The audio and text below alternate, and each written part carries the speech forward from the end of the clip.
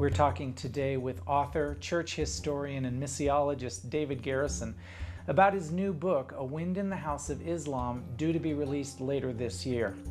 David, in section 1, we talked about how you set the parameters for what counted as a movement, as opposed to just a few Muslims becoming followers of Jesus. What does section 2 of your book discuss? Well, section 2 takes us from setting the stage to actually diving into the House of Islam. And we've identified 9 rooms in the House of Islam, 9 distinct cultural zones within that house. And what we've done now is we've gone into the rooms in historical order from the first movement of Muslims to Christ, which took place in the Indo-Malaysia room. We go into that and examine what happened, why did it happen after 1,300 plus years of no movements. And then we jump over into East Africa. We look at the second movement that takes place just a few years after that. And then we bring it right up to the present and look at the many, many movements today with a lot of interviews of Muslim background believers, sheikhs, imams, former jihadis who have come to faith in Christ. I'm particularly interested in Iran. There seems to be a pretty rapidly growing church there. What's the reason for that? God is real, and Jesus is real. And Iranians are meeting Jesus. You know, it's the most amazing thing. It's above everything else. It's not methods, it's not tactics. All those things have a role to play, and I don't want to minimize them.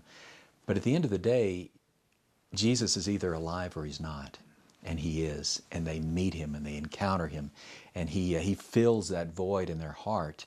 He answers their prayers. People have been healed. People have had experiences with Christ that they say, you know, I can never go back because I know him now and he knows me. So that's the bottom line. Now you can add to that the importance of satellite television, radio broadcast, the Jesus film, courageous gospel witness that's come from organizations and individuals that have pressed the gospel forward, martyrs, people who have laid down their life inside Iran for the gospel, and the tremendous influence that their witness and their martyrdom has had. So how is God working in Persia today? Well, it's remarkable what's happening there. You know, it's probably no exaggeration to say the greatest evangelist in the history of Muslim Iran, which would date back to the 7th century, died just a few years ago. His name was the Ayatollah Khomeini. And I say that because Khomeini showed Iranians what austere, rigid, harsh, often cruel Islam could be. And many would say, well, that's an aberration, that's not Islam. Well, it's certainly not Islam at its best, but it's the Islam under which, you know, more than 60 million Iranians suffer today. And so many, many Iranians are saying, if that's Islam, then I must be a Christian, or I must be a Zoroastrian, or something else. And they're just walking away from that harsh form of Islam.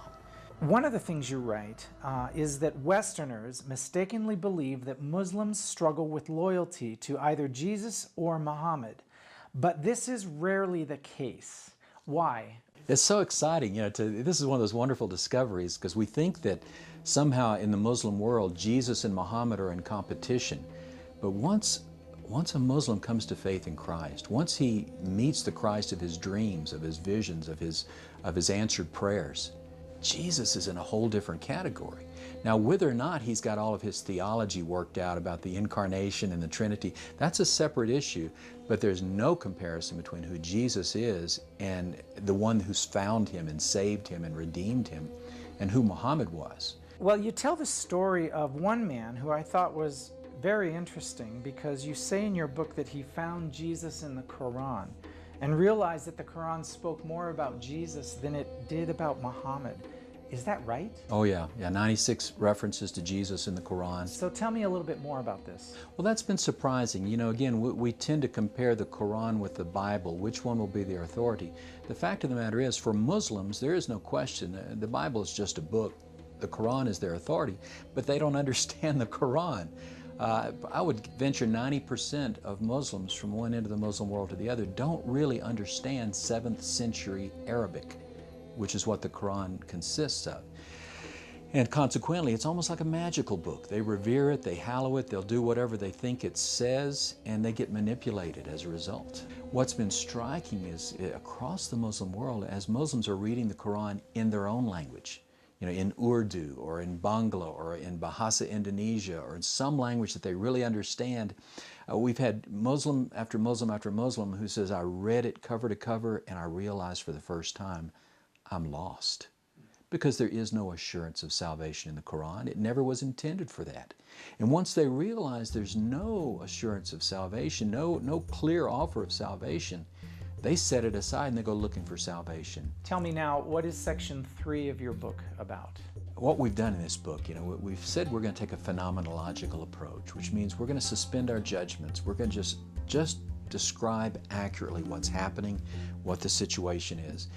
Well, we do that in section 2. We describe room by room by room how God is at work, what's going on, what are these stories, letting them speak for themselves without bringing judgment on what's happening. We do evaluation. We say, what have we learned? How is God at work in these rooms? What are the patterns we can see? Is there anything that is new and exciting that we didn't anticipate? Are there things that we need to be asking ourselves, should we be doing things differently? So that's what the final section is, and to me, that's really where that's where the rubber hits the road. It's how should we then live? Where do we go from here? What do we do in light of how God is at work in this unprecedented way today? The book is A Wind in the House of Islam, due to be released later this year.